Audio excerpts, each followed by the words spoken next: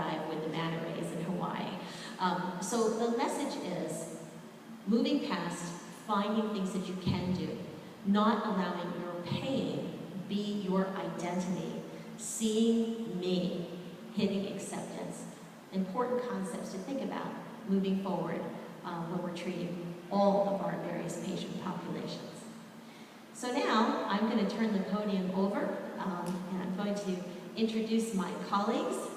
We're going to hear from a wonderful family of speakers today. First, we'll start off with my good friend, Dr. Tim. Thank you, Anne. How do I work this contraption? Okay, I'm also I'm Dr. Timothy Lukavsky. I'm the Assistant Director of Special Needs at A.T. Still. I'm also one of the founders of Latin World Ministries. In fact, my son is the student president of Latin World Ministries, and he just ran a cleft palate mission to Mexico, and took 16 of his classmates and probably about 30 or 40 people total, and treated about 100 patients a day. So I'm very proud of my son, Mike. My talk, the theme is believe, and so I'm going to go ahead and introduce you to some of my family and friends. On my left, assuming that's your left, there I am taking care of a patient, and we literally had just finished surgery on him, and I cleaned him up for this photograph, and he's sporting new teeth, so we're both growling at you. I told him, growl for the camera. And on the right next to that is myself and my buddy Lee Casey, who is blind. And yes, he is driving my dune buggy. And it was so funny, I have pictures of him driving with my children. My children let him do it originally. After seeing them hold him on that roll bar, they were telling him, turn right, turn left. He took out a couple of mailboxes, but the neighborhood was okay.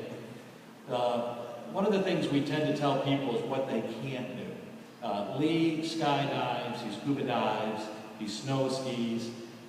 He's just a great human being. In fact, whenever I need to kind of kill the bug that crawled up my ass and died, I call Lee, and he makes me realize what a baby I am from time to time. So it's great to have friends with disabilities that you admire them, and because they give you great hope, direction, and kind of give you a good reality check. Now, at least last here is my sister Kathy, who just recently passed away. Kathy has trisomy 21, commonly referred to as Down syndrome. We've always called it UP syndrome. So I also am just going to move very quickly. Sometimes, in fact, always the greatest teacher in life is when you're outside your comfort zone. And so when it comes to living in life, be prepared, because it's a roller coaster. What's around the corner, you'll never imagine. Do we have any doctors in the crowd here? Anybody? Okay, Doc, can you kind of walk me through that x-ray there? It's a lateral. Can you just real quickly, every bone in the neck's fractured, but what's kind of weird about it? A little hard to see. From that distance? All right, well, if you look, the third cervical is in front of C4. You got that pointer thing? Got that pointer thing? Can you point to it? Right here, this vertebrae right here belongs back up on top here. Right? Can everybody see that now that I pointed it out to you? Can you see it's a total skeletal decapitation? So, Doc, what would the prognosis be for a gentleman that subluxed C3, C4, and broke every bone in his neck? Pretty hopeless? Yeah. That was me. And I was quadriplegic. That was my first date with my wife. We were out canoeing, and I was showing off, and all my buddies were better dying. I dove into 6 inches of water, broke every bone in my neck. I was immediately quadriplegic. And one of my good friends, Silverty, was there. He swam out, because the river sucked me under immediately because I'm a quadriplegic. I can't swim to the surface. And so he was just saying, dear God, let me find out. And the river literally spit me out. And so he grabbed me and brought me along shore, and I'm like, John, don't take me out of the water. I broke my neck. I'm going to die. And as a matter of fact, I had a falling out with my father. And I told him, John, before I die, I have to get this thing off my chest. But I'm not going to tell you until I'm not sucking the last word, which shows you how mature you are, right? I didn't want to take him to the grave, but I damn sure didn't want to say I was sorry. So that, kind of death's a real equalizer. But oh well, to make a long story short, my wife was there because it was our first date. And my wife is kind of a And so she immediately got everybody praying on the river. And so somebody came down with a CB because they heard the praying on the river. There's 20 of us. They're like, that's weird, right? Because we're college kids. That doesn't fit the mold. So he radioed into Omaha, Nebraska, and had a lifeline flown out to me that they had to land in the river to rescue me. Needless to say, I was quadriplegic, and I was not, half my vocal cords were paralyzed. I was able to only do just pretty much meaningless breathing, and so I was amazed to survive to get to the hospital. So, as I say earlier, these are all quotes my parents taught me, is that when the student's ready, the teacher appears. And so, and thank God, now, since I've married my wife, I think I've been incident-free, right guys? Yeah. So, something, you gotta marry well, folks. Okay, this is actually another picture of my family.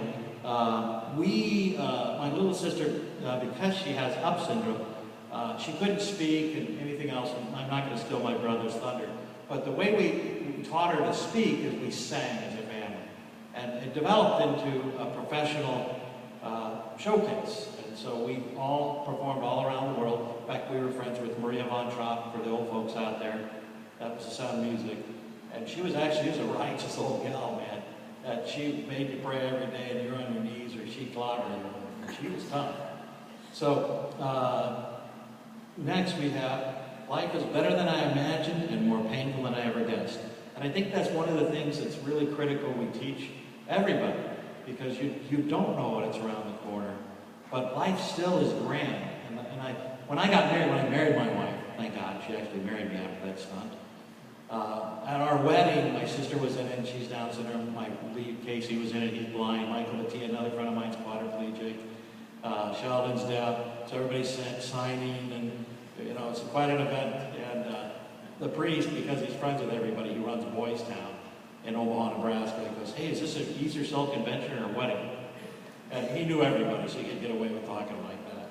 But, so I just think it's really important to realize, you know, there's still greatness in life, and it really is a blessing. Here's my sister, Kathy, and one of the things I wanted to tell you is in your life, you'll be given great gifts. And Kathy was one of my greatest gifts.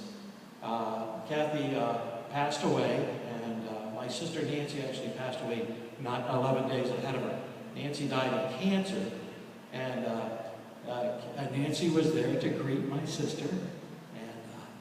And when Kathy died, our whole family sang her cross. And she sang right at the area. So, and she died of dementia, which is what you're all listening to. So, we have to live our lives for the moments, but we also, when great gifts come along, we cannot overlook them. And one of the gifts my sister Nancy gave me was, before she died, she wanted us to construct letters to her husband, to her children. She would say, I'm not going to be there for the wedding. I won't be there for your first fight. You know, I won't be there to walk you down the aisle. But the first letter she had us write is, what do you believe? And that's my talk, is what do you believe? Well, as a young man, I believed in Santa Claus. I believed in the Easter Bunny. You know, I believed everything. I believed in mailman. You know, I believed everything. And there's a real beauty to that. And that's what you see in these children. They believe everything's possible. And they defeat all the odds because they believe. When that little girl got up and spoke, I didn't understand a word she said. But I felt her energy. I felt her excitation. And it was so sad because it took me 3 months to write down what I believed. Because as I've gotten old, I've become cynical. And I've turned inward. And I'm supposed to be more mature. I'm actually standing before you, teaching you about coping skills. And so, you know, what is it? The wounded soldiers heal the, what is it, broken? I don't know. But I'm just like, I can't believe I feel so inadequate to stand before you. But Nancy, finally I wrote what I believed. And what it really boiled down to is I believe in love.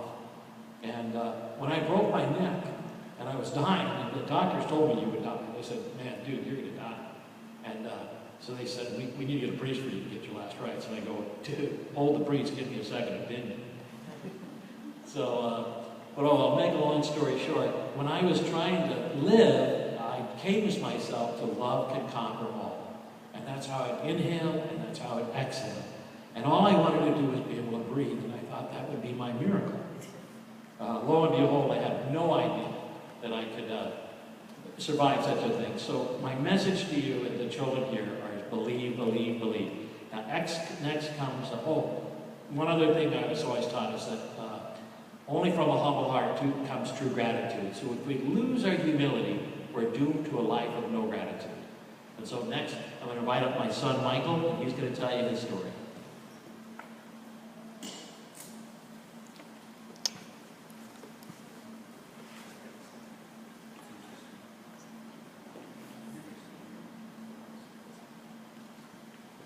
Hello, I'm Michael Lukavsky, and the title is on No Worries. So basically, I'm just going to go over a little story out of the injuries, how I worry about everything going on through my life. So basically, it started in high school. I just graduated, all psyched up, ready to start community college, and I took the placement test, and I scored for math like the highest. And they're like, hey, if you scored so on this, on reading and writing, you can get the presidential scholarship. I'm like, right on, sweet. And I was all psyched because but I was going to go to Cancun for my little, trip the next day. So I said, no, I'll just wait on it until afterwards. And so when I was in Cancun, I got hit head on by a jet ski. And basically found out I broke 3 bones in my neck, 6 in my back, had a punctured lung, internal bleeding in the frontal lobe. And basically the doc said, just take it easy for a year. And I was like, crap. I was like, I don't want it to easy. I could get presidential scholarship if I, just get it in. And basically, I just told him, I'm just gonna go for it. So I went in, took my placement test for the reading and writing, and I failed miserably. I'm like, whoa, it's kind of weird. So I did the second time. They gave me another chance, and I even did worse. And I'm like thinking, maybe that doc's right. Maybe I should just take it easy for a year. But for some reason, I know my dad was always tough on me. He said, never give up. And so it was pretty tough. I went through, a lot of changes through my life on that. I noticed when my neck brace, people just kind of looking at me strange and weird. And I was put in a special ed class. So my classmates, were, with people with Down syndrome and autism, people that just came from another country. And so I really felt like I was, intellectually disabled. And so it hit me pretty hard. It took a lot for me to think, what I'm going to do with my life. And I know my dad always said, you can either get bitter or you can get better.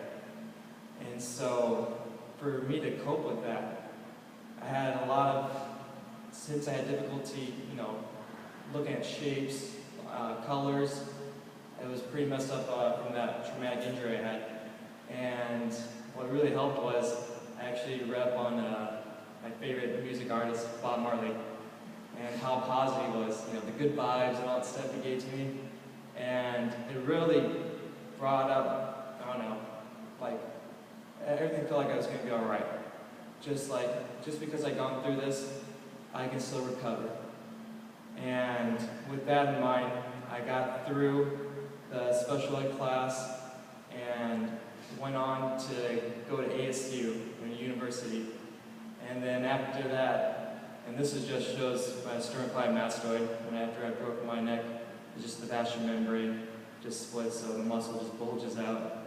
But everything was okay. I recovered pretty good. It took me about a year after I took out the cast. And then this was another accident.